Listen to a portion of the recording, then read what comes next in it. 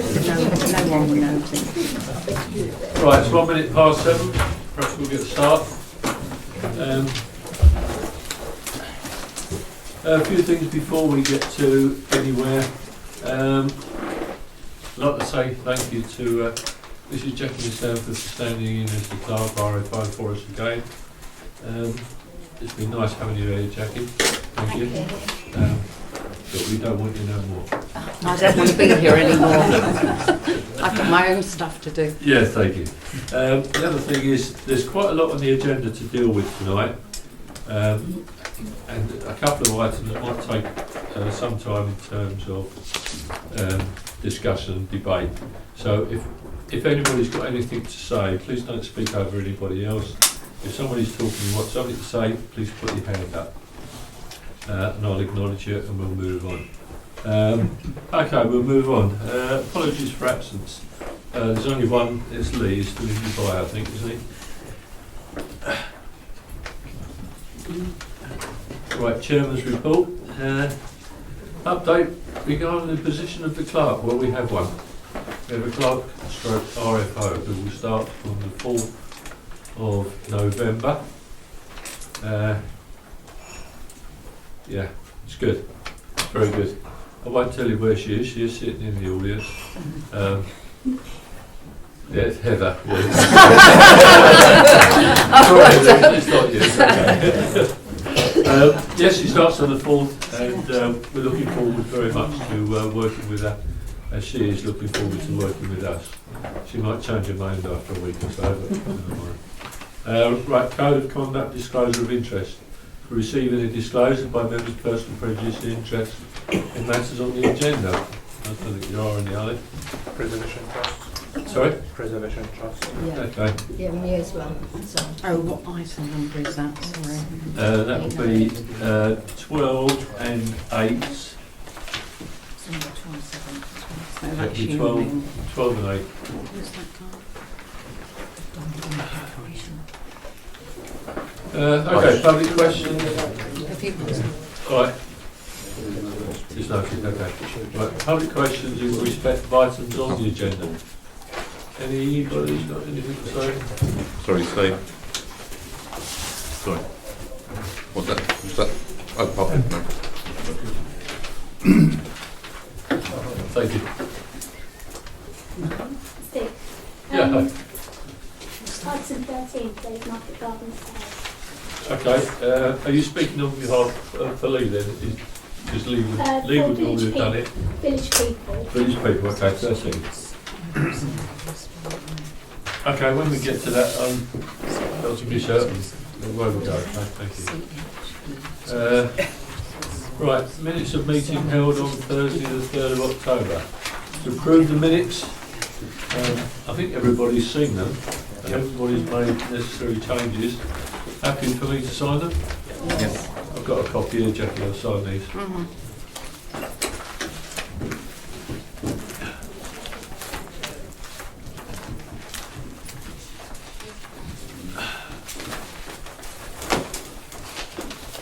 Right, matters arising from the minutes not otherwise on the agenda. I've got a few here. I'll bring you in a minute, Jeff. Right, on the agenda we did have on 24223, it was said that I would talk to Sandy with regards to the dog poo. I have spoken to Sandy. She would talk to Bob Scattergood either before Christmas or after Christmas to kick something back off again, because it's quite bad up at Woodfield. The drain on Woodfield is starting on the 28th of this month. Jeff, you've given them the code for the... Yeah, okay, that's good. Just bear with me. Okay, we were due to have a new logo, but it was found that the proposition that we put in to change the new logo was 1 month short of 6 months. So we're not putting that on until we send the minutes out, which will be the next item. So it will have the new logo on there then. All right. And one last item for me is the letter from that Stephen did with regards to going to ESAL. Floor's open to councillors. Go. I mean, from my point of view, I had a couple of contributions which I will add to that in terms of either flow or content, and nothing that is significant to the content really, or the merit of our argument. Anybody else? No, it's fine. Anybody happy that we sent that? Yes. Can I just confirm or ask that that's get sent out under the proper officer email address rather than any individual councillor? Yes. Thank you. Thank you. Right, anybody else got anything for matters arising from the minutes? Not otherwise, Jeff, go. Just an update really on the small multi-swing slide at the country park, at our park. Been ripping my hair out because obviously it's got to pass, whatever we do, it's got to pass safety inspection. The board, as I mentioned last month, is a special material called phenolic plywood.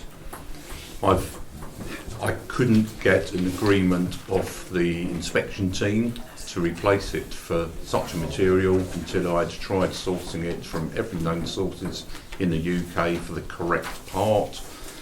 Lo and behold, after 3 weeks I found out there is no stock of the correct part, and we now do have permission to use phenolic plywood. So there's been a hold up on the repair, but it will be repaired as soon as possible and new bark put on underneath. Probably within the next fortnight. Okay, fine, thank you, And Jeff. Steve, if I Liz? can, yeah, I've just got a quick update. I heard today from Southern Water about the update on the Pathfinder for the lining. You'll probably all be aware that the sewers are being relined with a very fine lining, and then holes being cut relative to everybody's home so that their effluent can still be received by the sewage system. It is, unfortunately, it's going really well. They've nearly finished on Lowett's Lane, and then they're going to start on Rockmead. So anybody living on Rockmead, beware, it's about to start on your place, Trevor, but I think they're going to start at the top. So that'll be that, and that'll be, they'll run from Sunday nights through to Thursday. So, but I think they'll start this Thursday for Rockmead. There's been a slight problem in that they needed a piece of equipment to top hat, don't ask me what it means, no idea, to top hat the system towards at the eastern end of Lower Waits Lane. So I don't think it affects anybody here except Heather and myself. But it just means that they're going to have to start again towards the eastern end of Lower Waits Lane towards the end of October in a night, just to finish that off. The part has been ordered from Germany, has passed UK customs and is en route. Anyway, but that's it. But apart from that, the whole lining system is going really, really well, and they're very happy with it. So we're hoping it should all be sorted out relatively soon.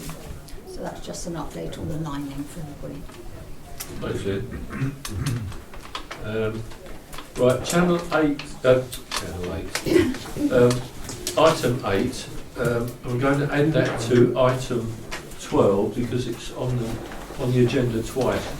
It was put on there twice for one reason. We did have a couple of letters come in which need reading out, which we put on the agenda first, and then we found out that there was work going on, so we made another point. We're going to add them both together. So we'll skip 8 and add it to 11 and 12. I can't remember what it was. Well, there are 2 11s on the copy. Yeah, but the second 11 is number 12.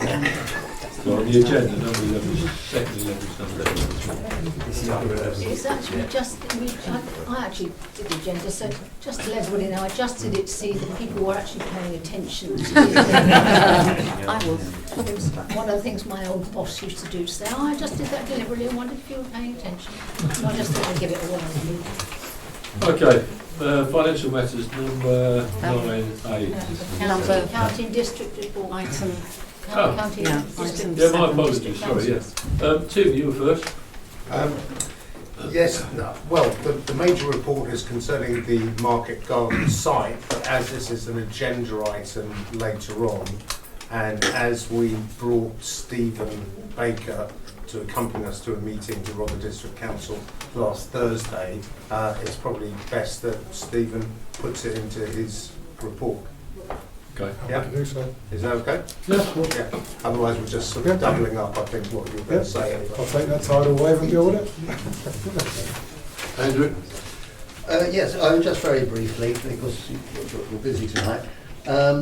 Rother will be preparing its own budget, and of course that will mean savings and efficiencies being sought, and we shall see how that goes. I think it's likely to be survivable, but all councils, as you know, are in a difficult position, and I'm sure we'll hear about the county council as well later.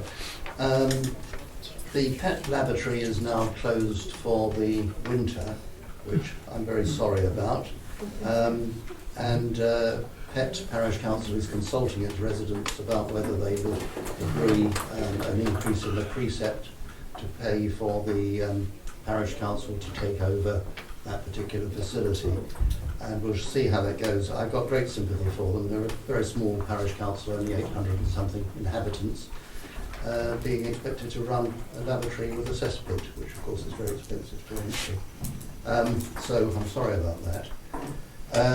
Warren Road, which as we all know is unmade, and the edge has collapsed on the bend halfway up, which meant that the dust cart can't get up, so the bins weren't emptied. Rother's officer has done a sterling job with Biffa and with the local residents to secure that the lorry can turn around halfway up before it gets to the obstruction, and the bins have now been emptied. But longer term, really, something needs to be done about that road. It's unadopted, and it never will be adopted, and I don't know what the solution is. I've also, again, it's highways matters really, but just because I'm there and I see it, I've reported the drainage issue outside number 33 Wakes Lane, which is just up from the wooden church. And highways have accepted that there's a drainage problem, but these things take a little while to look into apparently. And also there is a broken pavement just outside the pub, where the pub sign is. That's been there about 9 months now. There are barriers piled on top of it. And again, I've reported that, and it's been acknowledged that it should be dealt with, and I hope that it will be dealt with very soon. And that's been done. Thank you, Andrew. Carl. Thank you very much. So let's dovetail what Andrew's just said with in terms of, yes, it does take time to get things done when they are reported, and yes, if it's a uneven paving stone or a block drain, those things tend to get done.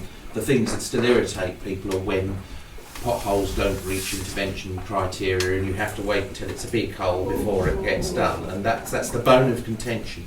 Can I just take this opportunity, without being patronising, because I'd never want to be patronising, but to just remind everybody, because we are now getting into that time of year when the road condition becomes an issue.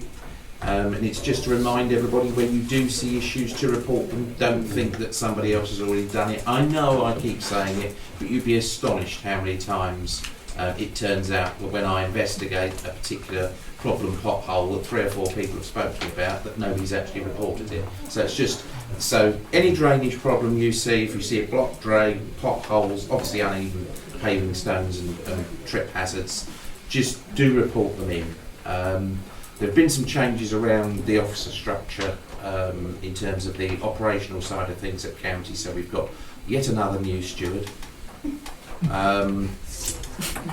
which is a bone of contention for me, because I get a good relationship with them. We know where all the problems there are, and then they hand the baton on to somebody else, and I have to play catch up in making sure that they know where all the problem areas are, and then it becomes a bit of a headache. But there's also a change in the road safety team, 2 new members there replacing very long-standing members of staff, and a new liaison officer as well. So I'm playing a bit of catch-up this month in terms of that.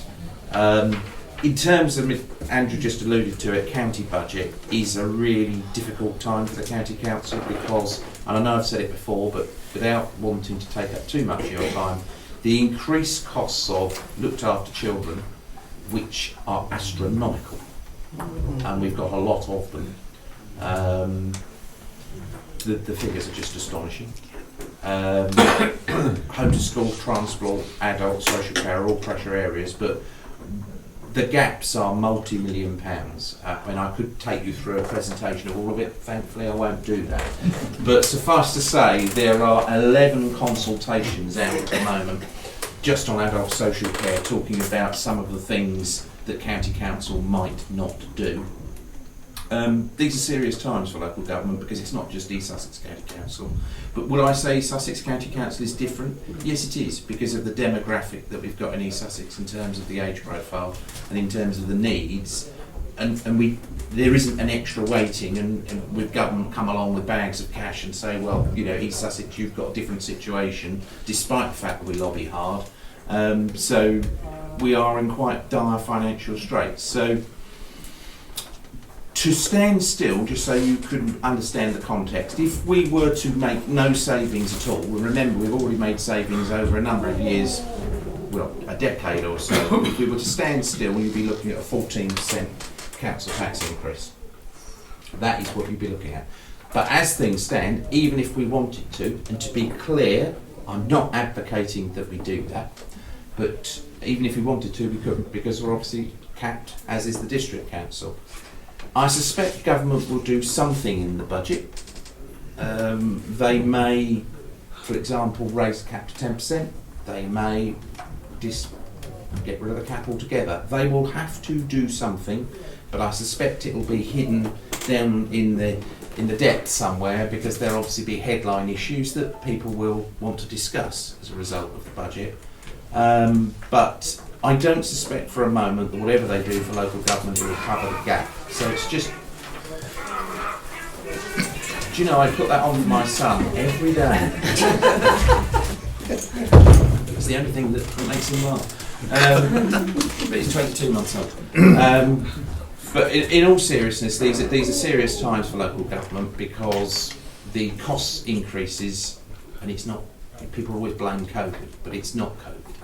It's simply there have been some tremendous cost increases for the things that County Council do for our most vulnerable residents. So these are challenging times, and that's why we've gone out to consultation. Not because we're saying we're going to do this, but because consultation does work. When I had the transport portfolio back in 2012, we went out talking about cuts to bus services, etc., but we negotiated with the bus companies, we reprofiled things, and we ended up actually with little or no change, in fact some enhanced services. So there's a good reason why County Council consult, because actually it's not about the buildings that you provide those services in, it's about people's accessibility, especially those vulnerable people, to those services. So, you know, it's to highlight those consultations are out there, but no decisions have been made. There may be something that the government announced that saves the day, if you like, but I'd have to say that this is ongoing, and the cost increases are ongoing. There are some fundamental decisions that central government will have to make in the not too distant future around, essentially, it's the big thorny one, it's the funding of adult social care. That's the big one. And successive governments, doesn't matter what political colour they are, have not grasped the net, and it's as simple as that. But I hope to have better news for you next time round at the next meeting, but that is where we are. So the budgetary process this time for County Council is extremely challenging. I mean, we're talking about budget gaps of tens of millions of pounds, not 100,000 here or there. These are serious, you know, they're in the public, the figures are in the public domain. I'm not going to paraphrase them all for you now, because it would be not meaningless, but it's the context of that, and it's in the public domain if you want to have a look.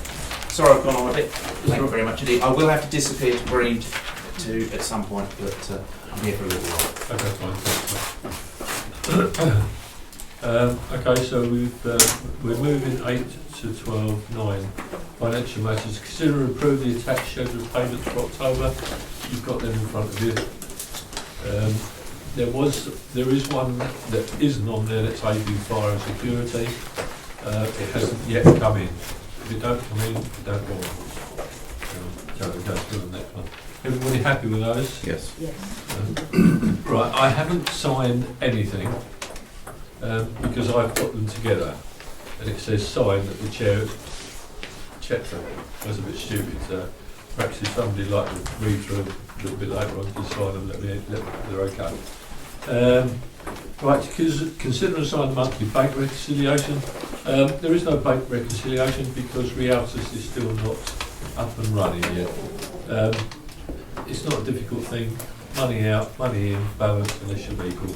And as far as I can see, it's £7.48 out, which is just the VAT that I did wrong last month. So there's nothing to sign on that. Update on present position with the bank accounts. Yeah, it's my favourite subject.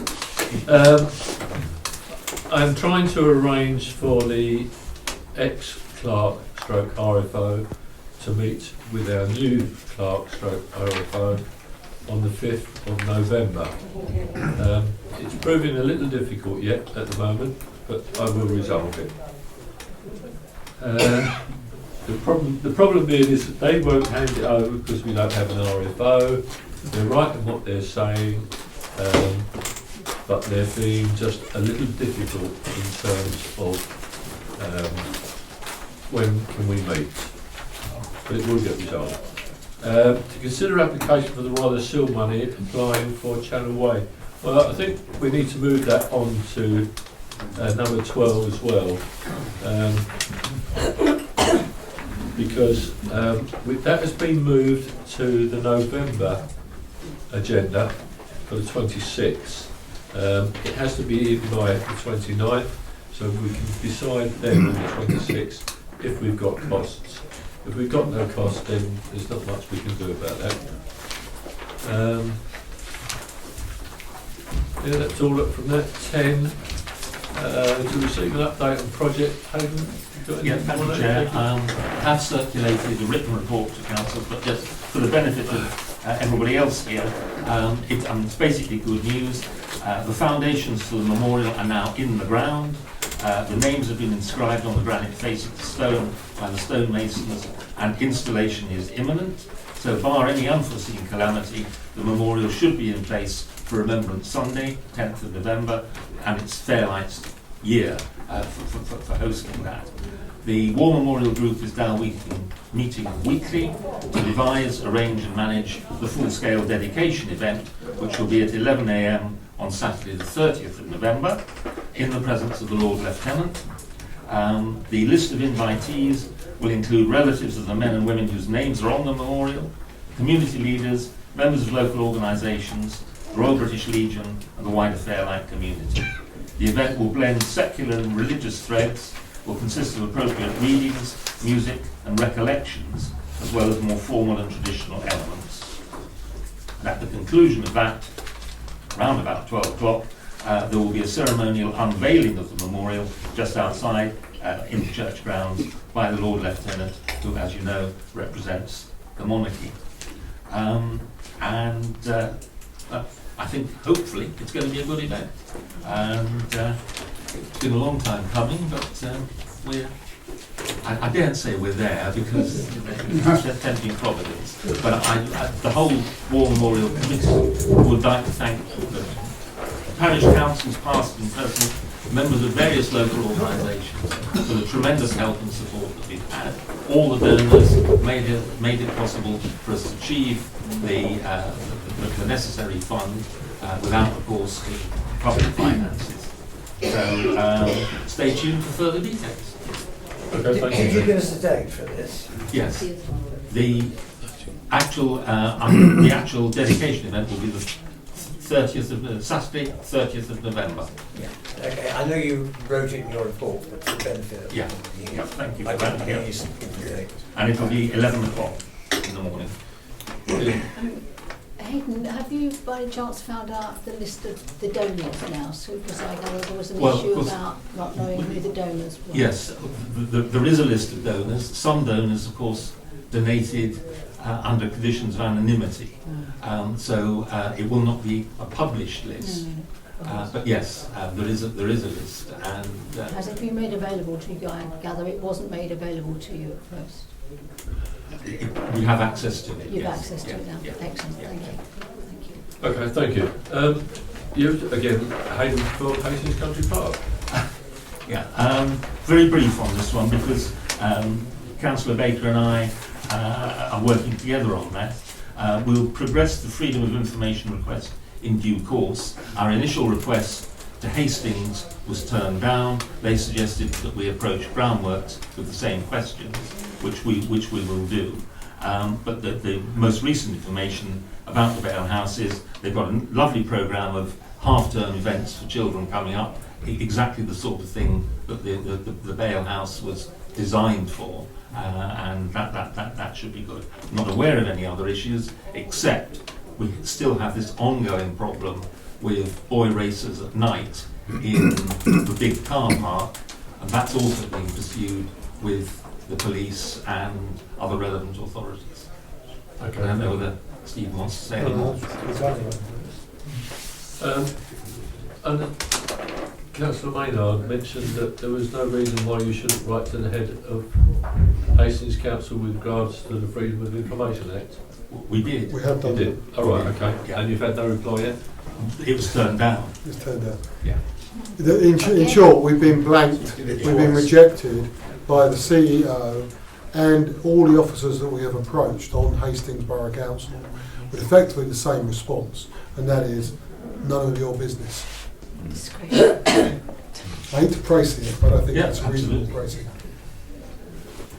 But we will continue to pursue it. I mean, the other Obviously, answer to we that are question is pretty War preoccupied War with the... Memorial has taken a lot of Yeah. bandwidth. That's going to be completed on the 30th of next month. Yeah. That will then give us the freedom, both of us, to have some time to pursue that. Right.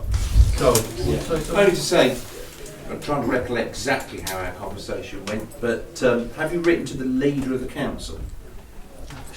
We wrote to the chief executive, not to the leader of the council. Well, I'm just thinking political pressure, especially if it's a sensitive issue, that might be helpful. We'll certainly try that. Yeah. And the only other thing, whilst I've got the floor, and if the chairman will indulge me, if there are any relatives that you're having trouble finding offline, it's something that I do through my genealogy stuff. So if there's, quite above board, proper, it's something that I specialise in. Any help that we can get on It's that? something I would be specialise in. grateful. Yes, it is, Tim. See, there's more things you didn't know about. It's something I specialise in. Okay, we'll move on to item 8 and 12. Yeah, 8 and 12. Okay, I'm going to read out the letters that we've had first of all. They're short emails. They have been replied to, for which they were quite happy to receive a response, as they hadn't had a response in the last couple of times I wrote. This is from someone living in Channel Way. Recently received the amended agenda for the next parish council meeting, and they thank you very much indeed. My husband and I have lived in Channel Way for the last 8 years, and on absolutely no occasion have we been aware of any water at all running down Goulsthorne Way towards the cliff. There is obviously a problem with water damage to the surface of Channel Way at the junction with Goulsthorne Way, but this is due to water running down Channel Way from the top end. Several years ago it was thought that the problem arose in the country park, and work was undertaken in the area of the park near the entrance to create a drainage ditch to help alleviate the situation. So they're a bit bemused by why people are mentioning Goulsthorne Way. I did reply to them, and they sent another email back saying that should we have a problem with any of this understanding, please contact Mr. Pulfer. He gave his address. And that's about all it says on there. And we've had another letter from I will say his name because everybody knows who he is. It's Martin Usher. I'm going to read it all, so please be patient. And my voice may decide to give in early, but we'll continue. The drain was installed in the early 2005 in response to flooding of properties at Shepherd's Way and Channel Way. And advice from Dr. Roger Moore Halcrow Limited, to the Fairlight Preservation Trust, that water laying in the land south of Channel Way was detrimental to the stability of the cliffs of the location. Fairlight Preservation Trust obtained the quotes, and FPC paid for the work with a contribution from FPT, Fairlight Preservation Trust, for extra work over the quoted price. There is a silt trap at the south side of the land belonging to Fairlight Parish Council and discharges over the cliff. Initially the pipe, and there is a blue pipe that comes from the bottom of there, and that's about all that I can see. Initially the pipe went all the way down the cliff, but in the ensuing years has broken and is now undoubtedly causing cliff erosion. This is how it looked in March 2021. Got a picture here of where the pipe ends. It ends halfway down the cliff. This was never meant to be a permanent solution, just a stopgap until a connection to the drain of Shepherd's Way could be negotiated. FPT has not stopped trying to achieve this since then. Recently, an FPT member that was the committee when the drain was installed reminded us of the need to empty the silt trap, and a group of all volunteers from the FPT and FPC, including Martin himself, removed 1.5 cubic metres of silt from the trap. This has led to an informal discussion by email between FPT, FPC and Rother District Council. District Council, to which I believe a consensus that a permanent solution needs to be found. This mutual agreement is hopefully a turning point, and would therefore like to ask FPC to put in a motion to initiate to achieve this end with all parties working together, which I'm quite happy to do, unless some of you says you don't know what you're talking about, in which case, if you know more than I do, carry on and talk. Members from the council, comments? I appreciate that we've got FPT members here, but there were a couple of other issues. Can I ask Andrew, Carl or Tim, if you want to make any comments about this? Yeah, well, I invited Carl to join us for a meeting last week, and we showed Carl exactly where the joins would be with the highway. And I think the issue is you're connecting on private land, but you are joining into the highway's drainage. So I think that's an outstanding matter to be clarified as to whether or not that is a solution. Yeah, go ahead. Thank you. So I've had at the moment informal discussions, but at quite high level with County, and when we were on site, I think County had previously been approached. They, at the moment, aren't keen, purely because of the capacity of the storm drain that it would go into, and the danger that it would set up a precedent with, and to be fair, I can think of examples where this would come to pass, where you've got other private roads that want to access highways, drains, so those owned by Sussex County Council Highways. That's not to say that when I'm given a negative answer that I necessarily give up, because I don't. And I think that certainly it may be, well, it is appropriate to formally make that approach.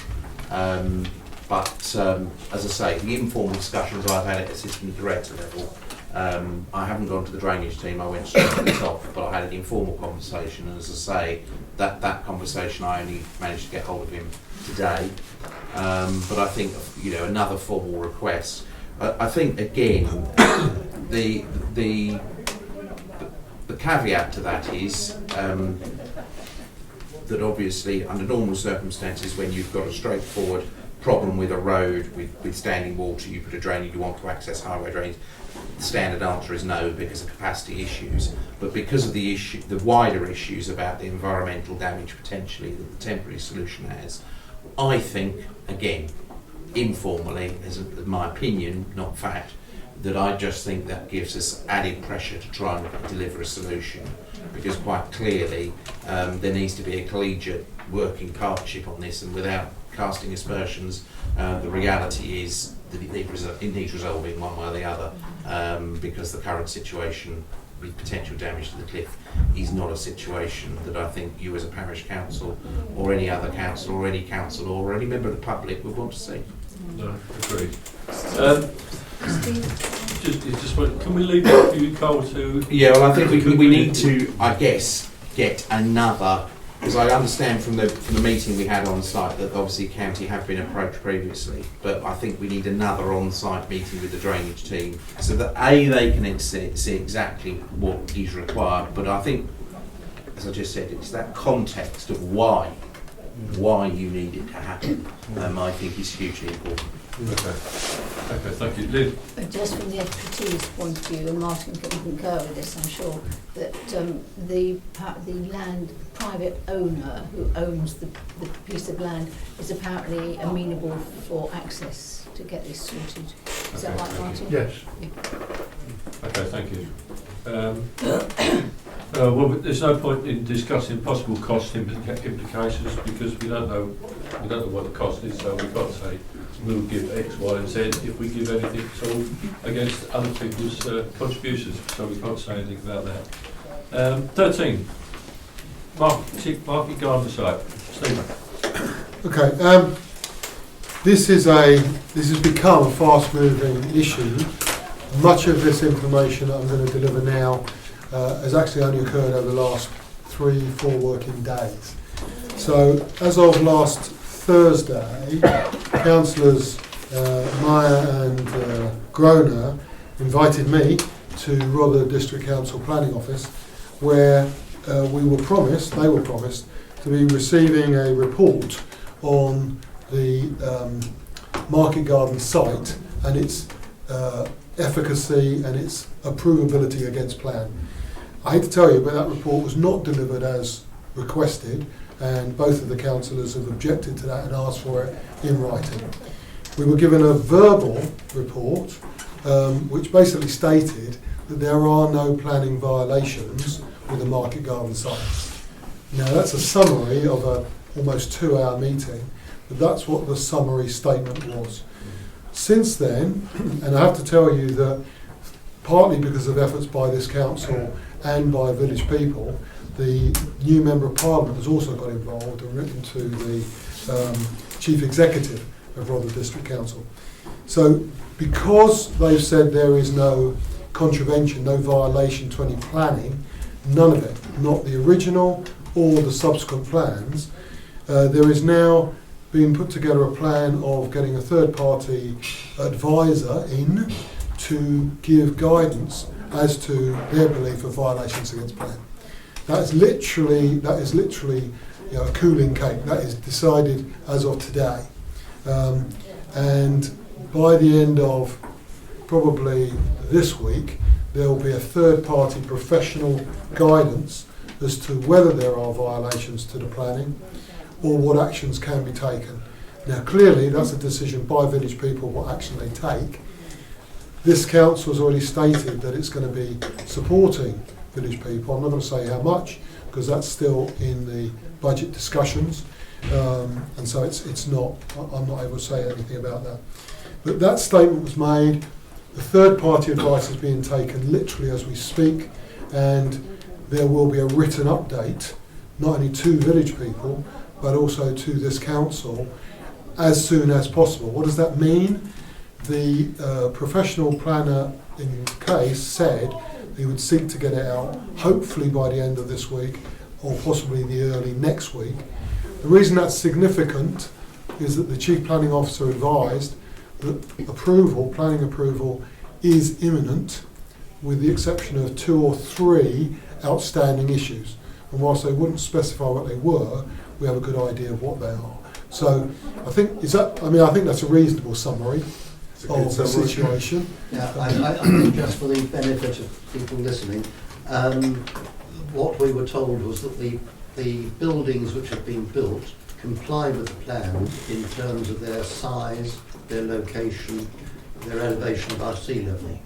I don't think they were saying that there are no infringements as to, say, fencing or planting, and of course all the past things about what is reversing and so on. I don't think that's been denied, but it was specifically about the location, height, size of the buildings. That's what we have been informed are correct according to the Rother officer who conducted the survey.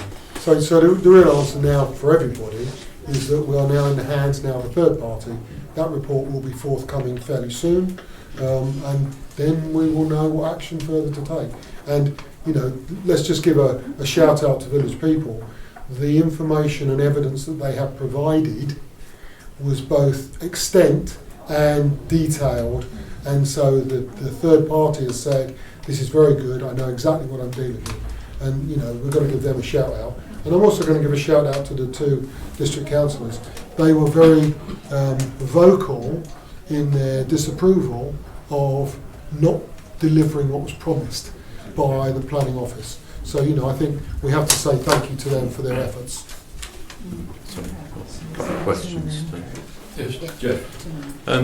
Do I take it there was or wasn't a written report? There was actually not a compiled? written report. There was not a written report. So even so, that was what they basically. And let me just say one thing, hang on a second. Jeff. Let me answer that directly. There was no written report provided. Both councillors asked for it specifically. We were told that if we provided a request for a freedom of information request, we'd probably get it. So Councillor Meyer has written to them saying, I want that written report. So we have to cross our fingers and hope that it will be delivered. Right, so there is a probability there was a full written report done, it's just that they're not I wouldn't handing use those it over words. and only being prepared If to I do a could, if I verbal. could expand, what I requested was an independent survey. In the days approaching a meeting, which they at first attempted to do via Teams, and only on Andrew and Myers insistence, like, are you kidding? No, we're going to do it face to face. Yeah. We also actually didn't want to go to a meeting because he said, well, where's the report? We can't ask questions and prepare for it if you don't send it in advance. It was like, no, this is a technical report for the planning department. Well, that's not what was requested. It was an independent survey for the residents of Fairlight. So there was a real switcheroo done there on us, I think, and we don't know. He could have had a blank. He could have had his laptop, and we don't know. But we're going to request it, and having a parallel survey which is independent is the really crucial thing to get, especially if we get to do a like by like comparison. I'll be really fascinated to see how they, you know, whether they gel or not. Thanks, Andrew. Just to say that, yes, there was a computer, a laptop computer present at the meeting, facing towards the officer and not towards us. Yeah. So we didn't even see anything on the screen. I'd also say that it was the head of planning who raised this question about freedom of information. She was conceding that we would be entitled to it under the Freedom of Information Act. But we, as councillors, are entitled under Rother's Constitution, to see any council document, and unless there's a really, really good reason why not. Right, and just don't Okay, think. just Sorry, a third party which may compile a separate report. Are they coming literally down Yes. on site and going to Yes. do it? Yeah, not desktop No. exercise. Okay, lovely. Liv. Thank you. Are they going to actually be able to give them access, because Jim Select had previously been refusing access to the site to private individuals? So that's an issue, isn't it? my guess is that they'd have to confer with Rother to make sure that they've got access in the first place. That's absolutely right. So do we think that Rother are going to insist that they've got access? We don't know. That's part of the process going forward. And that's been raised, is it? Yes, absolutely. Did you want to say something on the Fairlight Garden? Yes, thank you. Well, on behalf of Village People, we really welcome the Parish Council's support on this issue. I've just got one question to ask of the Council, which they may want to then redirect to Councillor Maynard. And it's regarding how to unpick the loop between planning and highways. So specifically, the fence that's been erected on the west side of the site along the top of Lower Waits Lane was originally placed too far into the middle of the road, and Gem Select did then agree to move it back onto the site, but we believe that the distance they moved it back was not sufficient. And on the plan it says, clearly marked, a new public footpath to go along Lower Waits Lane, we believe that the space that's been allowed for this footpath is not wide enough, specifically under disability legislation. But village people have reported it to East Sussex County Council Highways, and they are updating us but saying this is in the hands of planning. So there's we're really struggling to unpick that loop, and if we could ask the advice of the council or just stay with it. Thank you. Okay. Carl, did you want to say something? No, Stay with it. Two points on it. That point is specifically raised as an actionable item to our third party. Our third party is a professional planning officer consultant. Okay, so that specific item has been raised with regard to disability law. Okay, so that's in there. The fence issue is in there. I'm more than happy, in fact, Anna will be seeing the briefing document, and she's been actively involved in it, so you will see it. However, I'd say one point, and this is a Carl Maynard issue, is that one of the problems that we faced, the three councillors faced last week, was the number of times that something was batted away as somebody else's responsibility. So something is a road leading into a plan, which is shown on a plan. No, that's not us, that's highways. Something's shown on a plan as a highway public walkway. No, that's not us, that's highways. So there was a constant batting away of issues that were raised. One of the classic issues that was raised was the risk of flooding or undermining one of the banks on one of the buildings. That was batted away as being a building control issue. So what you're getting is a silos of responsibility, and trying to pull that together was a little bit like nailing jelly to a wall. Yeah, I mean, all I would add to that is rather are the LPA. They are the local planning authority. So if they should, and again, we have had, dare I say it to be controversial? No, I say it because it's fact. We've got other sites within the district where things haven't quite gone to plan, and we've ended up with parish councils having to have a very protracted exchange with the district council, who frankly seem obsessed with just rubber stamping and it'll go away if we say it's okay, it does go away. And that irritates us as local members hugely. But I think the bottom line is, to be really specific on the point that you've just made, the LPA make the planning decision. It really is for them to make sure that all of the planning conditions are adhered to. And to say something is a highway's responsibility, but it's not, because it is rather district council that give permission. But clearly if there's a problem and county need to put some pressure on the LPA, which is frankly not how it should be, but if they have to put some pressure on Rother to make sure that it's done as it should be, then I'm more than happy to put my 2 pence in. Okay, thank you, Carl. Steve, Yes, Liz. for those people who haven't seen it, can I recommend they look at the video that the village people have done? For those who haven't seen it, it's an excellent video, absolutely brilliant, and it's very clear and explanatory, and I warmly recommend everybody to watch it because it is really, really good, and it does explain the issues very straightforwardly. Okay, thank you, Liz. 14, Fairlight Pavilion project. Jeff. I'll just do a quick verbal update. There's still an ongoing wrangle with now Highways and Southern Water about water connection. The first plan we had was to install the sewer run. First of all, Southern Water denied they had a sewer in Meadow Way, which is quite interesting. Then, with the help of Pathfinder project, they accepted that they did have a sewer in Meadow Way, and it's after Meadow Way was built in the 1960s, and now Southern Water have eventually accepted that there's a sewer there and is on their plans. However, at the moment, we have permission to connect sewage foul water to a point in Meadow Way. They will not accept the surface water, even after attenuation at the present moment. So it's possible that we will run 2 separate pipes and join on to highways drainage, surface drainage in Meadowway. But as Carl pointed out earlier, we'll now face the problem of will they allow that? So we're not in a position to change planning conditions 5 and 6, which was all interconnected with the surface water.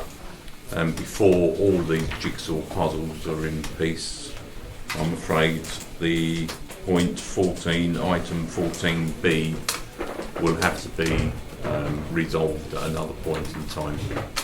We have to get, we have to know that we can do a sewer run with the connections before we can go further with the project.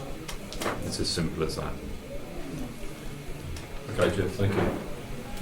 Item 15, dish. Right, to consider a suggestion from the Fairlight Residents Association, FRA, to take responsibility for dish in the future and consider transferring bank assets and future liability to FRA. This was put out at the last meeting from Chris, chairman of the FRA, as a thought that he had. He has confirmed with his committee, for which I believe you've all got a copy of the email, 3 points that they'd be happy to take on dish. The 3 points are to transfer all responsibility of dish and CC to the FRA.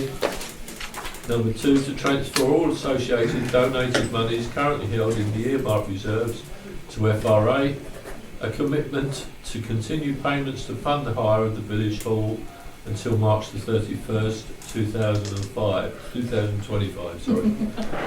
The council, please. Michael, go on. Yeah.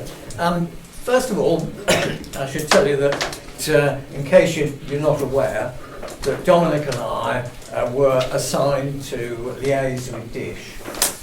Okay. And also I should add, before I say any more, can you hear me all right? Can you all hear me? Okay. If any of you can't hear me, will you do that? Okay. Because a parish council is the bedrock of our democracy, and if you can't hear what's going on, there's really no point in it, and it becomes a rather pointless exercise altogether. So, I've just got a few questions I'd like to ask, if I may. Okay. We're both new to this, so I'm going to ask some questions which may seem as if I ought to know it already, but perhaps I don't, because I don't get the full picture, and maybe some here tonight don't quite know it.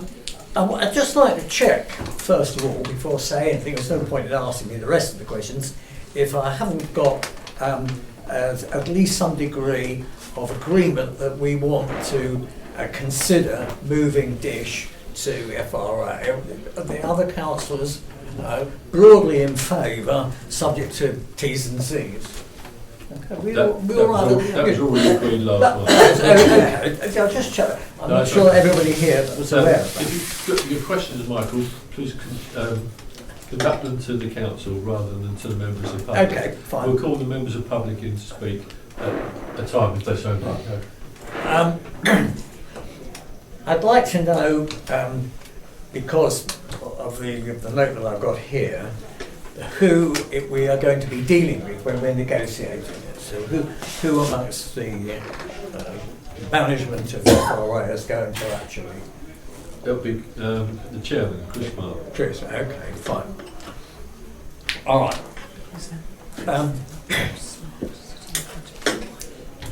As far as I'm aware,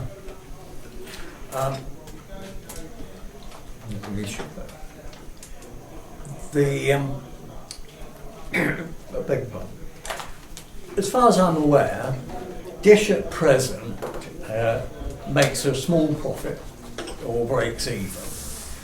Okay, and is the management of the FRA aware of the amount of money that they have available to them that is ring fenced for their use.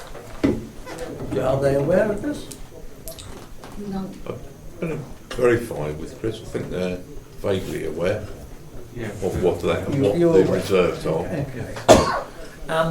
So in view of the fact that at the present moment, as far as we're concerned from the information that we have, that Dish makes a profit, a small profit in its activities to date, what use are you going to have for the close on £5,000 that's earmarked for your use? What is that going to work? Do we know? Jeff, do you want to clarify the money point? Yes, sure. Thank you. Dish, since its conception, when it was Woof, and on Amalgamate Christmas Cracker here, which is their Christmas much appreciated sideline special. All income, whether that be grants, donations, the collection pot, individuals, has been tracked through our earmarked reserves 100% on a monthly basis. Until August. The total in earmarked reserves unspent right now is £4,096.90. One of the requests from the FRA, if they take it on, will be to transfer all of that money. Another part of their request would be that we continue to pay the village hall up until next April at least. That works out at 22 weeks of £38, totalling another £836. So the total donation, grant, whatever you like to call it, would come out at £4,932.90. Just for background information, I would say, most of you are aware that part of the precept for the last 2 years, budget and precept, has been to cover the hall hire for Dish. That was in effect since last April. To date, including this month, that figure totals £2,700 of precept money.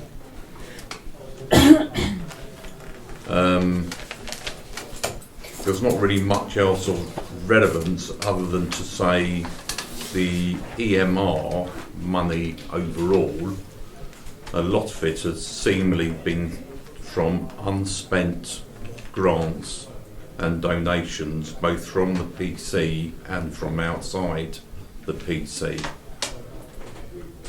And the only analysis I can really say is that they have been able to accrue money from the parish council paying the hall hire, but then again that was done 100% legitimately and democratically voted on by the last parish council for the last 2 years. The average hall hire per month, because some months you have 4 weeks, some you have 5. This year at £38 per week, the average hall hire a month is £163 per month. The average donation trackable is not including, that is the weekly money put in the tins, is about £170. So after purchase of food, etc., they couldn't possibly be splitting even at present without further donations and grants. But a very relevant point I think this council has to look at is the fact that if we relinquish this project, it will be coming with all but £5,000 because it is Dish's money. It was earmarked reserves under that project. If we relinquish the project, I think my point stands to is theory that the parish council relinquish that project money. But that if you looked at it as running costs, literally running costs, at the moment Dish would be down somewhere in the region of £50 to £75 per month. So within that 5,000, you know, it's could be foreseen that there's plenty there to keep the project going until they somehow fund it by other methods. I think my point is that there's an awful lot of money here, which is community money, and at the present moment, if you take out the hall hire, then it actually makes a small profit every week. Oh yes. So what is this £5,000 going to do? What is it going to be spent on? We simply don't know. No. And is it fair and reasonable that we continue to allow Dish to have this money ring-fenced for them?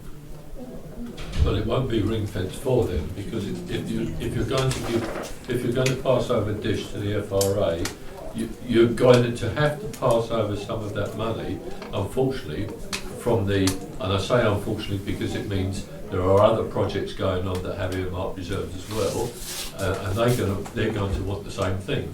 If it's within the budget, it means that the original council had agreed that money is for Dish, and it's earmarked reserves.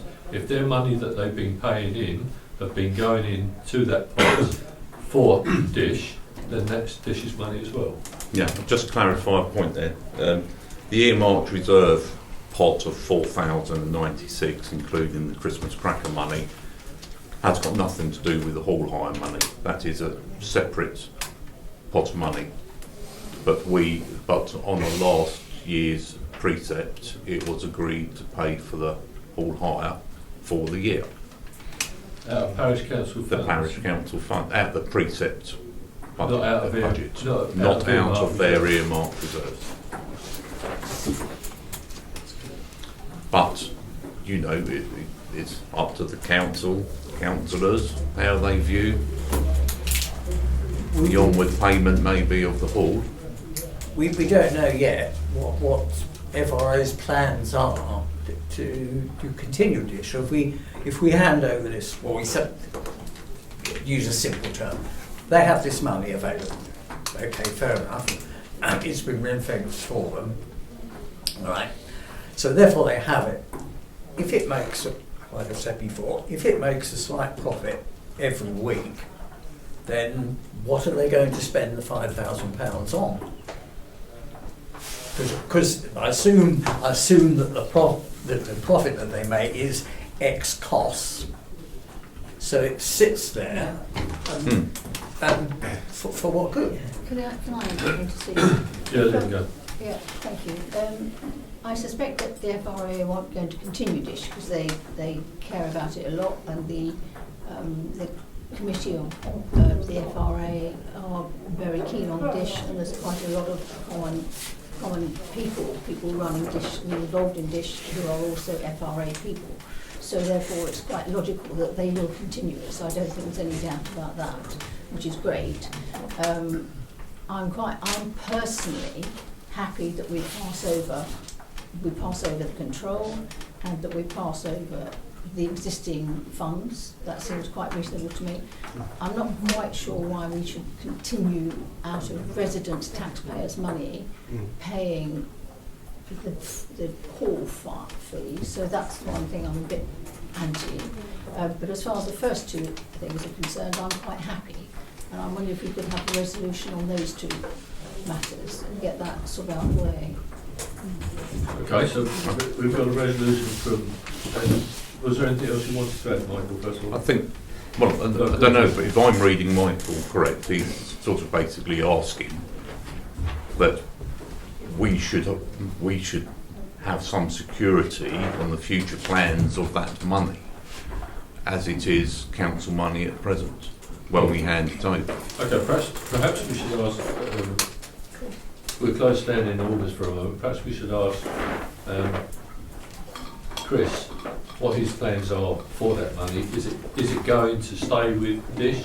Is it going to be used for something else, or what? Well, thank you, Chair. There's been lots of different numbers thrown around. Can I just try to clarify some of those numbers? Your council clerk keeps speaking about a sum of £5,000. That's not currently in Dish's control. A portion of that sum is being held by the council to pay the rent on the whole. The actual numbers, I believe, and I'm simply corrected, is that there are some £3,940, which is currently being held by the council in earmarked reserves, that is coming from donations, either on the day or through some kind of fundraising or from the parish council. There's a very small amount of £156, which is in conjunction with the Christmas cracker. Then there is the hall hire, and as I believe Councillor Smith said very eloquently, there's some 22 more weeks left potentially for the rest of this financial year, and that would cost the council somewhere in the region of £836. Now that money isn't, dare I say, tangible at this stage. It's not necessarily in Dish's budget, it's in the council's budget, but the council are going to pay that, and that's where this sum, global sum of circa £5,000 is coming. So it's not entirely a true figure, so it's a little bit south from that. The intention, if the parish council make it so, is that we will take that funding, it will go into the FRA's bank account, but it will be ring-fenced for Dish. If council decide to continue funding the hire of the hall until March 31st, 2025, April 1st, 2025, Dish will be responsible for the hire of the hall. I think, Jeff, you summed that up as being around about £2,300 per year. What? To hire a hall. It depends what the hall hire charges from next April to be through. The charges have stayed the same for a year. Can't it be about £2,000? It's 2,088. £2,000-ish pounds. Right. So your 3,900 has all of a sudden been hit by a promise to hire the hall for a year. Now it's true to say that when the weather's good, Dish attracts a lot of people, but it kind of fluctuates. You know, some months there's 4 Mondays, some months there's 5, and that's why you see this fluctuation.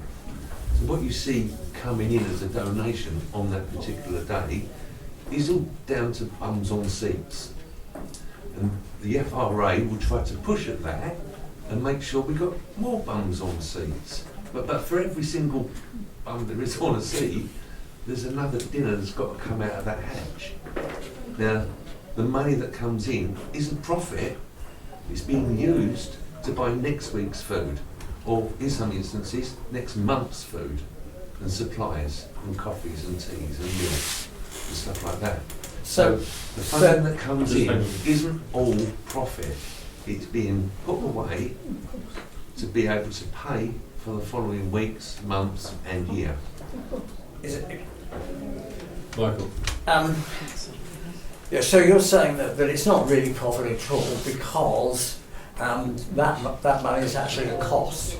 I'm not going to deny that there isn't a very small percentage of it that does become a profit, and we need that profit because in latter years, touch wood, that the project carries on going for year after year after year, that money will have to be used to finance the funding of the whole.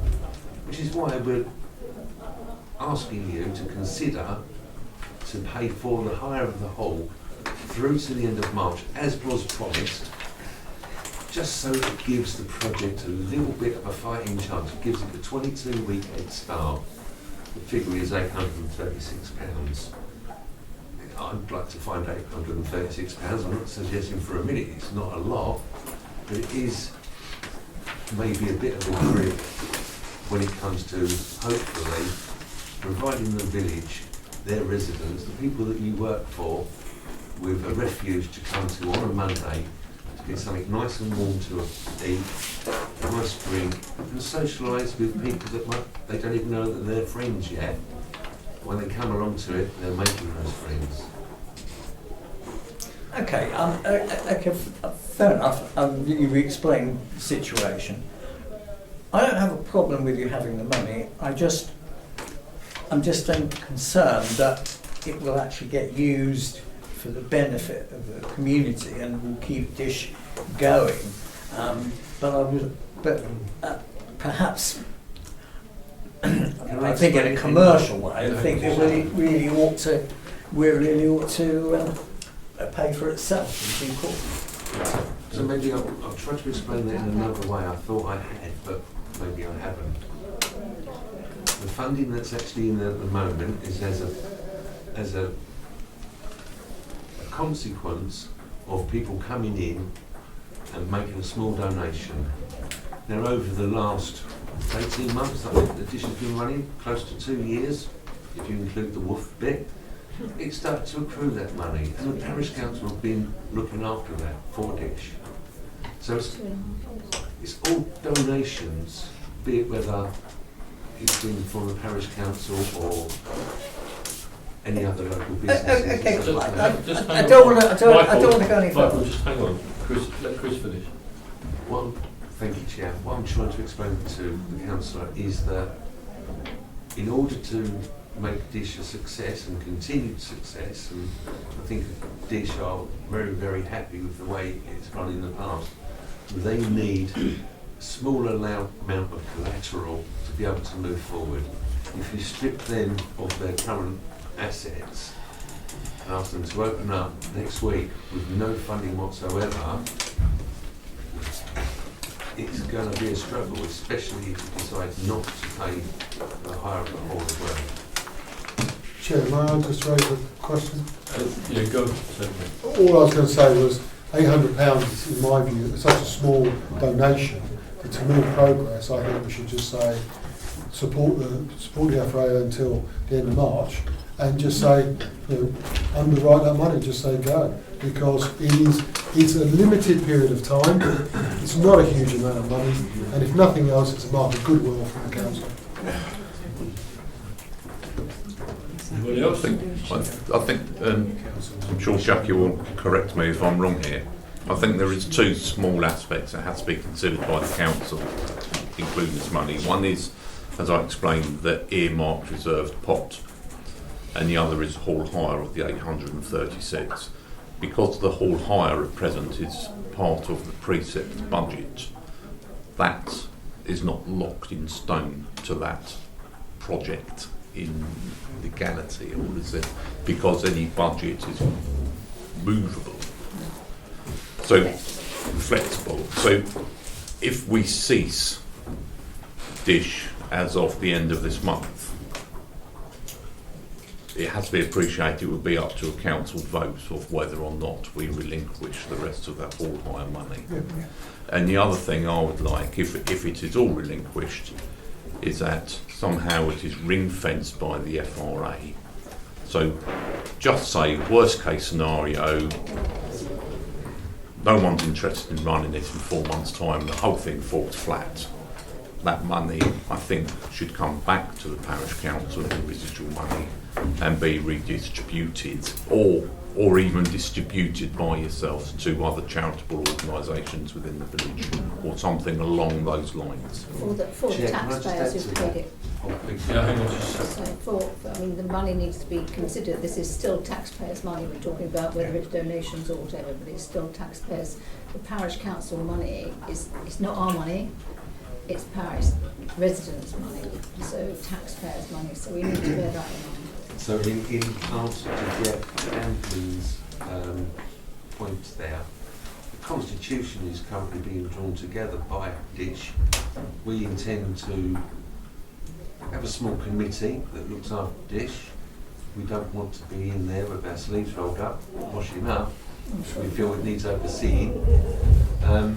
the constitution is being formed, and the last paragraph said, should Dish suddenly disappear and not function anymore, any funds that are held by Dish would go into the FRA for community projects. So it would go back into the village. Dominic? My personal view on that is perhaps that either that Dish should probably look at a different way of running their project by perhaps having more of a minimum price per the product that they are, or the dishes that they are serving.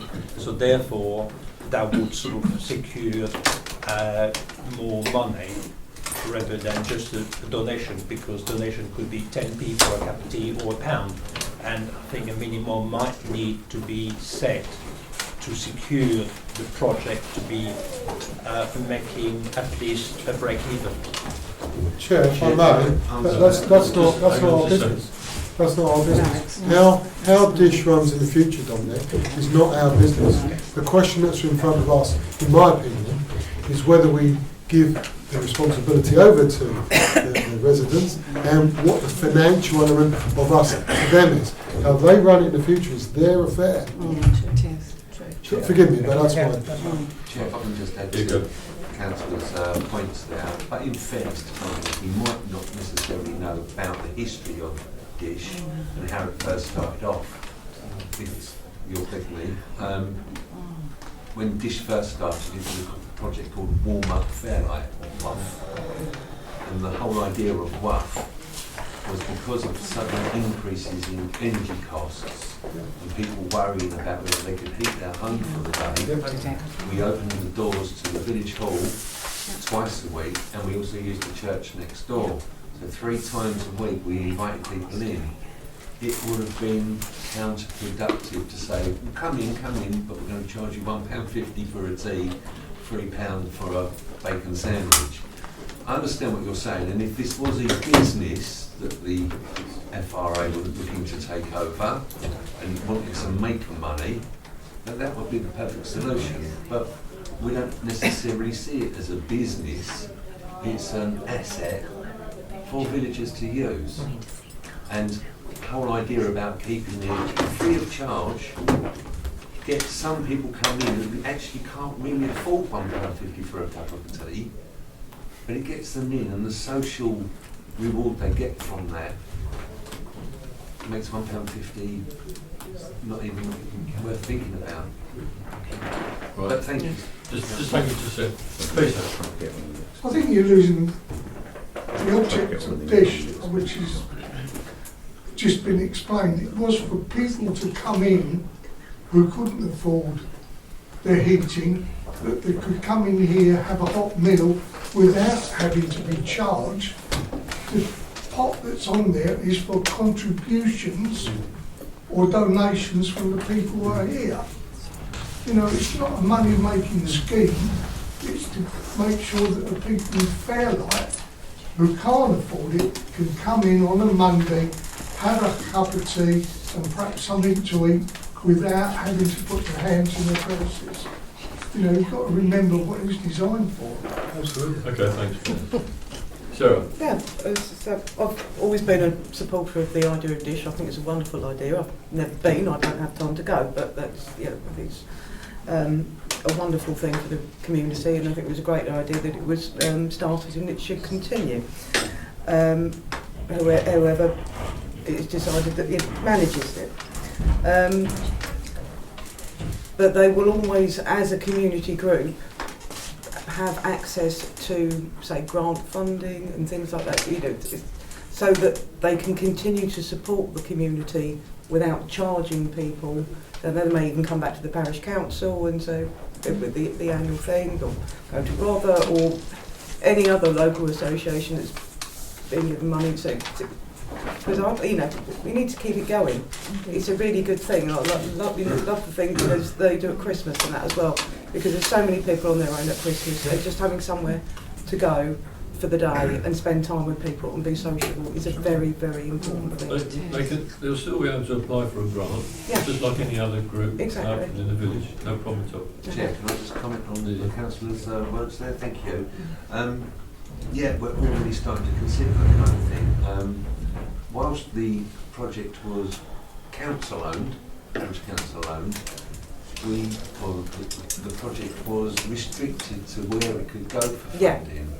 By removing it from parish council and giving it to a residents association opens the doors for much different lines of funding opportunities.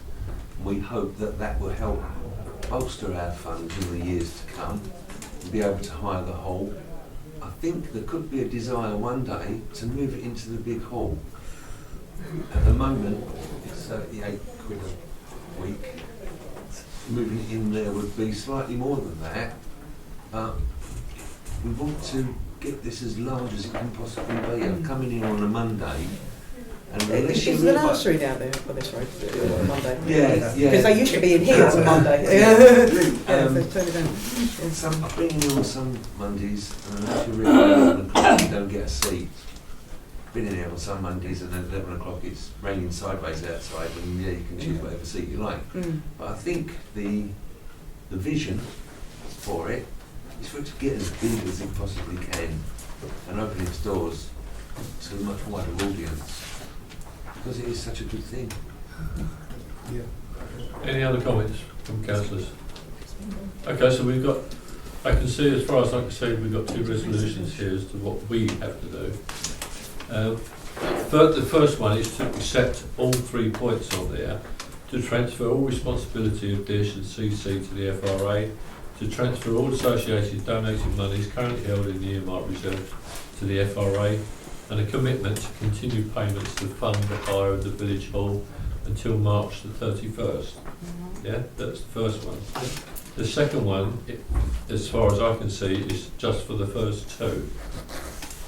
Yeah? Am I right there? Yep. Okay, so we need to put that to a vote from the council. Yep. So let's take the first point, the first one, which was to cover all three. All those in favour of giving the first three? That's three. Just the point two? One. Right, so motion is carried, it's to give all the first three, yeah? Yeah. Yes. Okay, right. Yes. All right, Chris, do you understand it? I do. Thank you very much, Chair. That's been a marvellous outcome for the FRA, and I think I speak for the rest of the group when we say thank you very much. We're going to make this a success. Just a quick question, is it down to you and I or somebody to catch up perhaps in November to talk about how we transfer that money? The only way you're going to get it is a cheque, and that's it. We can't do it the other way. So we can't do anything else. I want to know what Christmas lunch is going to be. Oh, sorry. Can I just clarify this? Yes, yeah. So it's been accepted now that the council are willing to pay, by majority, willing to pay for the hall hire for the rest of the year. Yeah. Are we going to continue that payment? That would be the tidy It doesn't make any difference whether it comes to us or whether it Well, it comes doesn't to make any difference. No, so just leave it. I just got to, you know how I work, Steve. Yeah. I just think that while it's precept money, yeah, I think we should carry on paying that. Yes. Okay, yeah, it's not a Till problem. March. I'll make sure that. Is that going to be okay through the audit? Is that going to be all right to audit? Yeah. We've just got standard invoices coming in for. We don't buy them all. It's not going to turn. I will put that on the agenda for the 26th, just to make sure that goes through as the relevant payment. You, I and Jeff can talk at some stage before the parish council meeting to make sure that we're talking at the same page, the same book, yeah. And obviously, please forward in your thing you was talking about, committee decisions on the money and expenditure. Yeah, cool. Okay, just on that. budget setting for 25-26. Jeff, you've done a lot of work on this. I've started a lot of work on this. Right, can I just say something first of all, just before you say anything?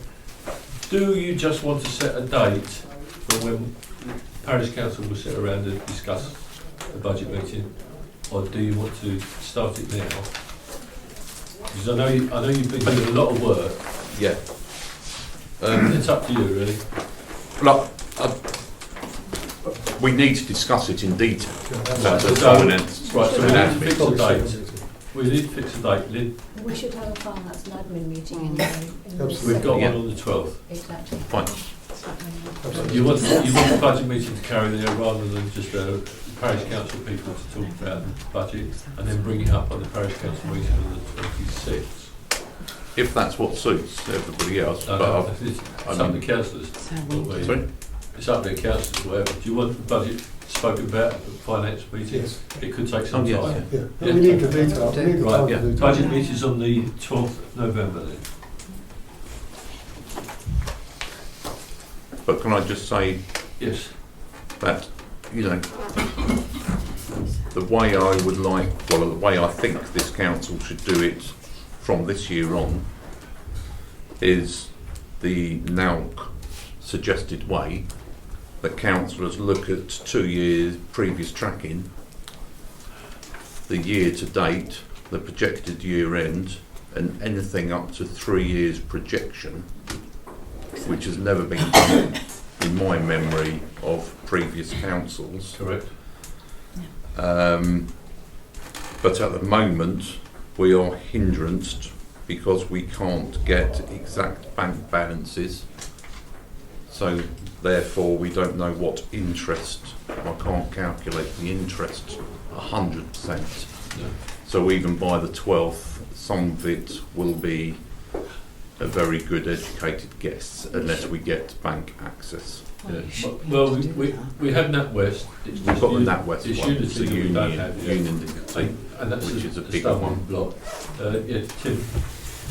There was something that came up in the last budget meetings, I think, for last year. Something that always interested me was what happens with underspend on budgets. And I was told that they go into earmarked reserves. And No, underspend by now now ruling is underspend goes back into general reserves. Sure, You but do is not. it disclosed? Because for budgeting purposes, if you allow for 10,000 and you spend 8, it's useful in then setting the next year's budgets following on, because you need an accurate reconciliation. You know, how accurate is your budgeting? It's a good measuring. Yes, and I felt the that's previous parish didn't really engage with that as a method. But I think it could be useful going forward. So. No, that is what we'll be doing. Yeah, there okay, fantastic. There will be some tracking to date. Yeah. They will be the budgetary figures, what we think is needed, and the projections of why. We'll also be producing the earmarked the reserves from the April. But as far as, just to let people be aware, when you underspend on the local council, you can't say, oh, I have put 10,000 for that bracket, I'm only going to spend 5. I need 10,000 next year, but I've got 5, so I'm only going to increase the preset by 5. You have to do the budget on what you project that year's expenditure is, regardless of whether you saved anything in that column prior. But that's not to say the minute underspent hasn't happened, you can transfer it into an earmarked reserve to spend on that project and diminish it that way. It is a weird thing to get. Yeah, it's not so much where the money goes, it's more the knowledge and the intelligence it gives to you for setting other budgets. But also I think I would like to see this new council produce an exact expenditure, budget and expenditure list at the beginning of each year, which in fairness there was from last year for the first time. There was one last year. So the public know that hopefully we're on track with their money. Thank you. I was just going to say for members of the public and members of the council that aren't aware, the accounting packages that are available and the one that has been used in the past by the council does allow for exactly what Jeff was talking about. It's just the previous council decided not to use it. So the accounting package has got this facility to say this is what was used, this is what today is, this is what the next 2 or 3 years will be. Just the previous council decided in their wisdom that they wouldn't bother to use it. So, but it is available and it's something that we will be using. Okay, any more? No, okay. Item 17, the Rialtas accounting package. We have access to it, thanks to Councillor Stanford there. We have access to it, don't have to use it. We have access to it. I'll be honest with you, I've had a look, I've spent 18 years in accounts and I've looked at it and it's just bog standard spreadsheet package. So it's not difficult. Excel You've just got to sit there and just find where the links are going to and try to understand it. That's going to be down to our new clerk, RFO. Yes, sir. I mean, we use it, and we use it effectively. So. Wherever she might be. Wherever she might be, yeah. Okay, good. Thank you. Training, right. This is for the councillors. To remind councillors to consider and apply for training available. There's the Mulberry Local Authority Services, mulberry.co.uk. They have a training programme. I think Jeff's been on it, Lynn's been on it, I've been on it, I think Stephen's been on it. But there are other packages within there. Budgeting, standard practice. Finance and accounting. Yeah, that one. Yeah, that's, I always forget that one. Thank you. Yeah, but there's plenty there, and you can do any that you want to. You have to fit them in with, your workloads and when you want to go. So they're on there. Make sure that you use them, please. If you do use them, please let the new clerk know through fairlightparishcouncil@gmail.com, so they can make sure that they book them for you. Right. Okay. But to say, we have had an offer from Trevor Lego to come and do a training session for new councillors, if this council wished to uptake his offer. He hasn't had his letter yet. That's why I said it with my tongue in cheek, Steve. Right. Thank you. Good. Anyone? Yeah, I'm just going to. I don't think I'll pursue him in offering at the moment. Just as going to say, most of the training is in the evening, so it's sort of 6:30 onwards or something like that for an hour or two. Fine. Okay, 19 training meetings attended. We've had the Scribe. The Scribe is a Scribe accounting package is very similar to Rialtas standing package. They're very good at their selling. They also seem to be very good at, within the charge of the Scribe, you get free training, any questions asked, any time that you want to, within a reasonable period. With the fact that we've got into the Rialtas software, in the beginning it was my suggestion that we take on both packages. One cost us would cost us £249 a year. That's Rialtas. Yeah. The other cost would cost us £49 a month. My experience of installing accounting packages is quite vast. We've always done, I've always done in the past, run the two together for at least 3 months to make sure that they work and they produce the same figures.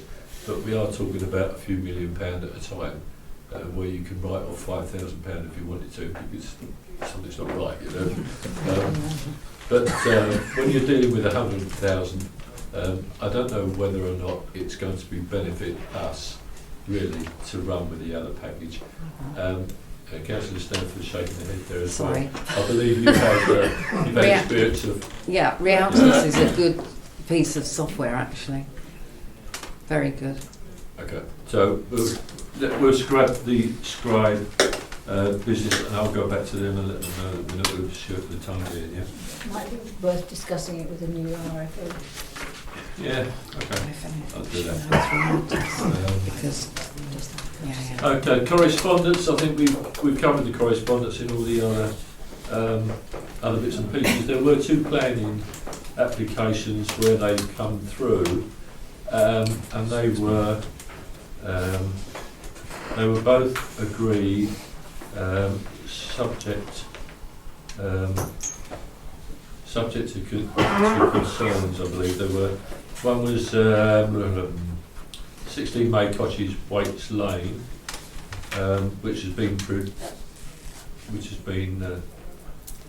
permitted, subject to conditions, and the other one was the barn, which is retrospective.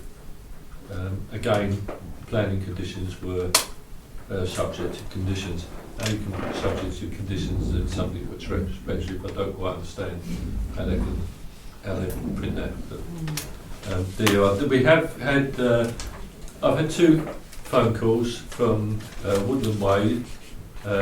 One is that there is, this is a recommendation to the person that lives in Woodland Way. There is a holly tree which is overhanging his fence, and it's on the recommendation from the Knollwood volunteers that this person should ring the parish council and ask them what to do. I've sent Dominic as he's responsible for Knollwood, I've sent the bits and pieces off to Dominic, and I believe he will take a look. I'll contact the chap. I've spoken to the chap, he's quite happy that you've actually replied. He said, I didn't think I was going to hear from you for a couple of months. And I said, that's not the way that we work. You might have to wait a couple of hours, but that's it. But he's quite happy to wait, and Dominic will come back to us at the next parish council meeting. And the other one was from the tennis club with regards to its waterlogged outside the lead up to the gates.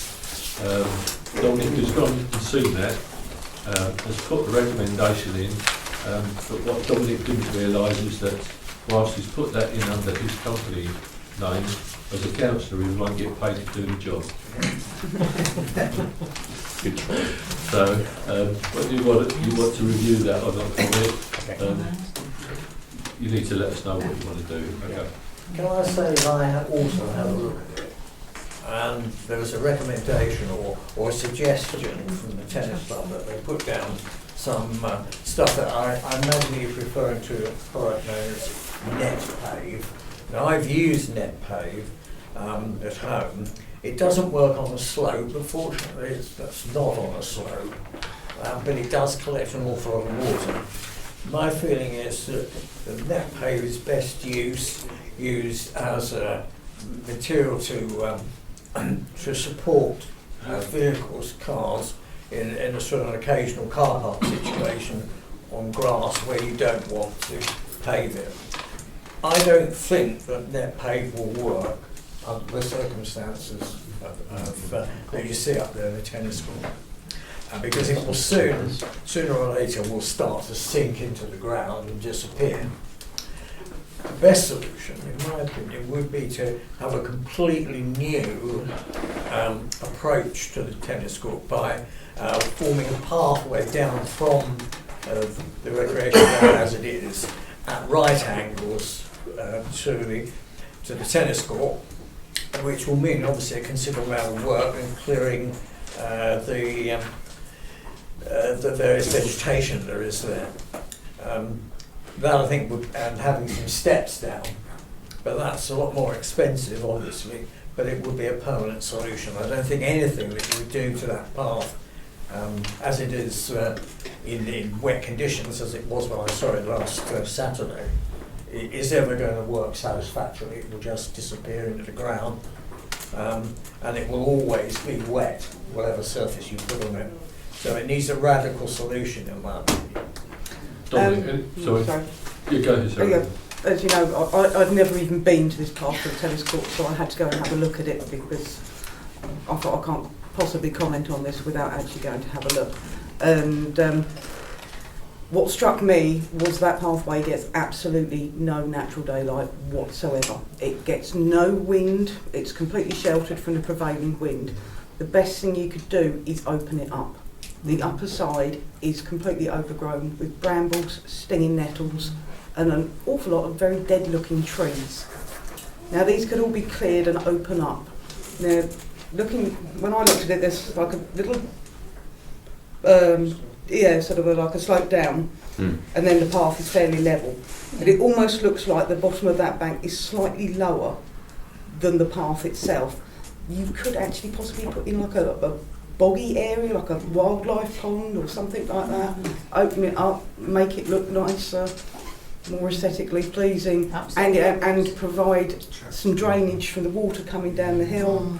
It's in line with current flood management guidance that's coming out, to actually sort of create little scrapes and that for the water to go in. If we put any drainage in there whatsoever, you're going to cause a runoff into Knollwood. Yeah, I'm not suggesting any drainage. But any sort of hard surface is going to cause an extra runoff somewhere. Yeah, I'm not suggesting. I'm suggesting that basically, because that path is to the north side of the south bank, then it's not going to get very much in the way of sun on it. So it's not going to dry out easily. Even if you pare back the vegetation, it's still not going to get really enough sunlight on it, some warmth to actually properly dry it out. And it will always collect water coming down that bank. It will get a lot more air. So I think trying to do something with that path is I think not a long-term solution. A long-term solution is to take some form of steps down directly down that bank at right angles to the tennis court, so you bypass that path completely. But it's an expensive solution. Trying to do something with net pay, which I don't think would work, I really like or any other types. Okay. So I was going to say I really like Sarah's idea of making sort of boggy, waterlogged area in between, because that sounds really a good idea to me. As long as the children don't fall in. You can keep them quite. Yeah. Do you want to take another look at it, see if there's anything else other than... Yes, we can cut the shrubbery back. When I look at it, I just try to sort of look at it at the most cost-effective way of, as a short term, to satisfy the people in the staff, knowing that at the moment, with the parish, we're trying to ring fence as much of the money as possible. Then probably it's a project that we can do further down, or use SIL to do that. Right, Jeff, is it a possibility that we can get volunteers to cut back that shrubbery to the front there? Is that something they could do? Not easily. Most of it's walls, isn't it? Really, we're talking brush cutter rather than a trimmer. We're talking to JCB. I mean, the only comments I'd make on the overall picture, not being facetious or anything, is that it's at the bottom of a wet field. It's going to get soaking wet. It's muddy boot weather, really, to walk over if you want to play tennis. And it's been like that since the tennis court was built 20 years ago. So, yes, I sympathise, but there's not an easy answer because of the land of, lie of the land. Yeah. So maybe Sarah's idea. Sarah's idea is I agree with Michael. Putting anything down on the ground that is going to last 5 minutes. Okay. Not to great extent. Unless you do, proper pathing like Don suggested, but then you're still walking across a total soaking sodden field to get to a bit of dry path. Yeah, where you're still going to be changing your footwear before you play tennis. Well, it's all going to collect on your footwear because your footwear will wet, isn't it? So, okay. So clearly then there's not an easy answer. The answer to Dominic's, to the problem that we got at the moment is a quick fix from Dominic. But we do need to do something with that shrubbery on the right hand side, because as Sarah said, if you do get wind and you do get a bit of breeze, it will clear water away, evaporate it away when you don't necessarily need the sun. The wind will clear it out. Just look at your washing on a windy day. We've got to be aware that taking away massive amounts of vegetation We just doesn't go increase down the well water with a level. lot of public. Pardon? Doesn't go down well with a lot of people, nesting birds. I agree. There's the vegetation is also sucking up some of the water. So you take this area. There's a good proportion of bramble, say stinging nettle, Oh, yeah. and dead things. They're not taking up any water, particularly not at this time of year. So once you've actually got it cleared, and say maybe put a little pond, but you can look at what else you might be able to plant that's not going to grow too tall, but will suck up the water. Dominic, can you and I have a chat outside of Parish Council and see what we can bring back to the next Parish Council? I will tell Sandy that we're looking at it to alleviate and keep them on their side, all right. There would, just a second, there would, was you going to say something about the tennis court? I was just going to say, at the risk of being very tedious, we could always ask the Environment Agency and Nigel, the Rivers guy, for advice on how to get that sorted and get the pond working and all that sort of stuff. So get the Nigel? Powers. Good. Powers. Nigel Powers. Powers, yeah, thank you. Powers. Lovely. Really good.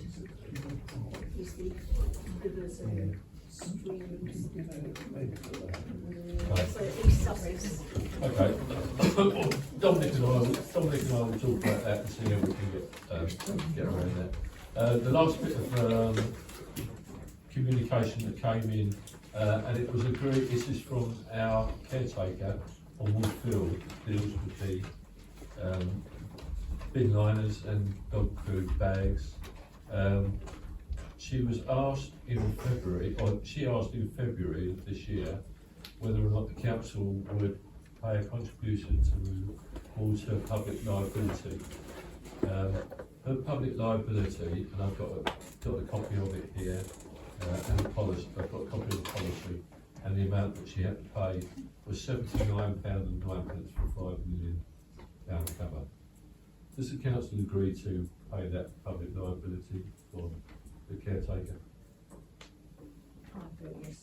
Oh, yes, it was agreed at the time. Okay. I'll put that on the next schedule of payments in November, yeah?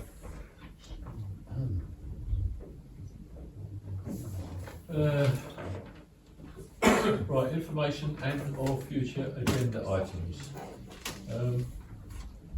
I don't know why we sit and discuss that. I mean, we send emails to each other fairly regularly. If there's something that we want on the agenda, perhaps we should agree to put it on the agenda. Agreed. Yeah, okay, job done. What was that one? Date the next meeting is 26th of, cross that out, this is November. Not September. So, yeah, you didn't spot that one, did you? Right, November. Yeah, somebody did not like it. It's just to prove that you want to read it. Yeah, that's right. We're going to have competition on that. Yeah. See who can find the mistake. Well, yes, there's a mistake in all of them. Right. Okay. Right, close the meeting. Yep. And the time is 8:50. Oh, 10 minutes ahead. Okay, it's down to open forum. The first hand up, young man at the back there.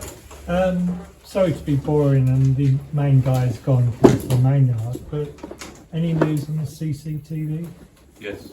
Thank you. Oh, you want an overview today? I think you might want to know. Are we up and running?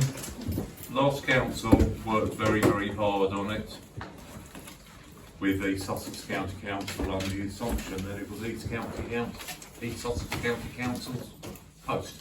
It's not. Everyone's denied knowledge of it. UK Power Networks tell me we haven't got it, even so I then sent them a photograph and said, yes, we have. East Sussex County Council, thinking seriously, East Sussex County Council has come back and said they've never been charged any electricity for the post. They don't know anything about the post before we brought it to their attention. Therefore, it's up to this parish council to get sorted. The only way it's going to get sorted is by replacing that post with what they call a street feeder pillar, and then reconnect the electricity to the CCTV on a unmetered connection agreement. If you thought Southern Water was bad, welcome to UK Power Networks. Yeah, I'm getting there. Applications have been made, one for the unmetered connection, and one to get a cost for them to do the work. And then there will be a charge for a highways charge for doing work on the highways. So we're looking like we're getting there. Thank you. Yes, John. Yes, thank you. I don't know if you received the letter which I sent to you today late, because I didn't know that Channel Way was on the agenda until I read the agenda when I printed it off. But did you receive a letter from me? No, no. I haven't. Via Steve Baker? Okay, I'll pass that. When? Today? What, late this afternoon? I was asked to give it to you this afternoon. That's what it was. No, I haven't seen anything come through. Anyway, could I just make the point? Yeah, please I'm a do. resident of Channel Way. I've been there nearly 20 years. I have two files here. One on our association, which is the Channel Way Residents Association, is a constituted association, and we are conscious about the water going down Channel Way. It floods past my place up the top end, and you know, gets into trouble as it goes further down, particularly at the junction of Dorset. And as you probably know, as a council, we fund all of the road mending on Channel Way. It's a private road. When I moved there, I set up a system where we, every 18 months or 2 years, we buy 20 tonnes of road stone, and we all go out there with our rakes and our wheelbarrow, and we mend Channel Way. I'm all for everything we can do to help the people lower in the village. In my letter today, I mentioned that lots of things have been suggested and tried over my 20 years, but there's that natural flow of water coming down off a fire hill. And it doesn't only come off a fire hill. If you go around the back of my garage at the rear, you can hear the underground streams underneath pouring down at the back of my garage, and then it comes down my drive, out into the road from there. So it's coming from everywhere off the fire hill. There's been a suggestion about on the south side of the cliff, somebody could put a runway or a gutter down all the way from the top fire hills, all on the right hand side, right down to take it away into the main system. I don't know if you know, the original water course partly is still there, but everybody over the years has filled it all in and everything. But it still exists outside Gould's Cottage, which our family used to own as well. And but the original drainage is still there. The drain, you know, the water course, and that goes into the drain at the end of Goldstone Way. Right. I don't know if you know, but I've been looking at the water flow around there for a long time, and the rain from the top of Goldstone Way down to the cliff, that drain doesn't get any water at all. That drain is hardly used, but now it is, because I understand there's permission being given from the lady from, you know, Val, who's moving. The water there now goes into the main drainage. So some time ago, Booker and Best had a look at it. I was there as well, and it was suggested that a second drain be put outside Gould's Cottage to go into the main water course into that drain. Yes, I've never had any objection to it, except for the cost. Somebody's got to pay for it. But if you think it's a good idea, I think it's a good idea to have a second grid to stop the water going as far as that junction at the end of Goldstone Way. So there's lots of possibilities. But what I wanted to say was that we do have an association on Channel Way. That's what the letter was all about. We own a part of the road. We own all of our frontage along Channel Way. So we'd like to be told about any ideas that you may have so that we can become involved and help whatever's needed. So, Okay, that's right. What I'll do then is, I'm not going to do it this evening, but I'll do it tomorrow. I'll take a look at the letter and then I'll forward it on to Carl Maynard. Yeah. So as he's got a little bit more ammunition to go to the people that he needs to go to get this sorted. Yeah.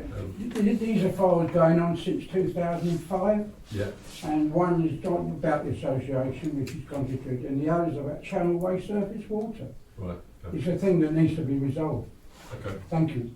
Okay. Andrew, yeah? Yes, just to mention the hedge opposite the old post office, where the village sign is. The parish always used to cut that hedge back, and there are daffodils and so on in the grass, but it's become very overgrown. Hasn't been done for some time. If it is to be done, of course, it has to be done soon because the birds start nesting in February. Yeah. Okay. Dominic, can you take a look at that? Yeah, just let us know what you suggest. Yeah. Anybody else? Okay, I've got just one more last thing to say. I seriously would like to thank Councillor Jackie Stanford for her work that she has done, not in just doing the clerk and the RFO stuff for us in the 2 meetings that you've seen, but the number of phone calls that I've had with her, the number of WhatsApp phone calls, the number of texts, the number of emails that we've sent. Without them, we probably wouldn't be where we are now. And with that, I've got a couple of bottles of wine down the side here for you to take home. It has not come out of preset money. It has not come out of any money that the parishioners of this village have paid for. Certainly. But again,